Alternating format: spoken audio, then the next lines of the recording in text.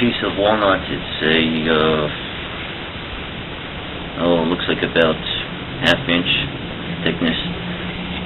What I'm going to do is I'm going to rip this off here.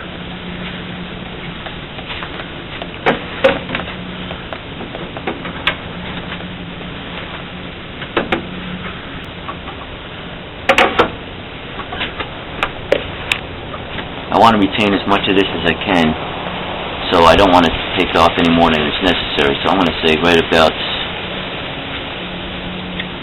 there. I'll call it 9.5. I'll measure from my fence to the blade. 9.5 there.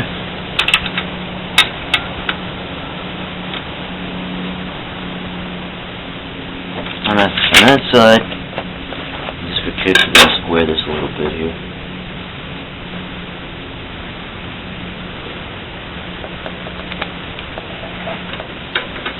Tighten it down.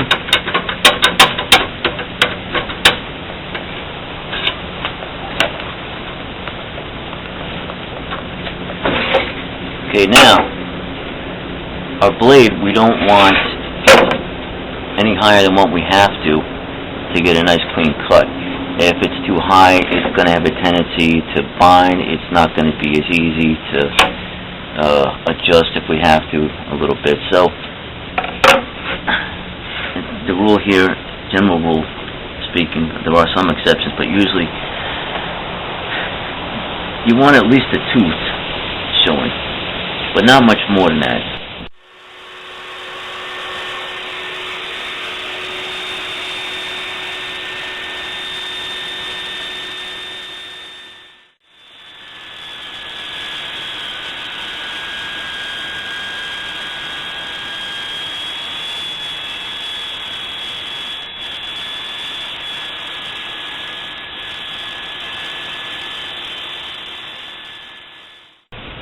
Now here's something you're going to run into quite often after you've been using a table saw for any amount of time, is that you're going to get a piece where you just want to take a small edge off. In this case it's rough sawn, so I want to smooth it out.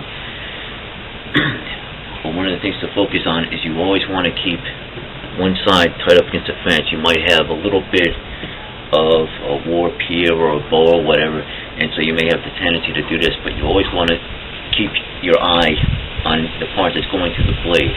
In this part, whatever this end is doing, you always want to have the part that's going through the blade tight against the fence.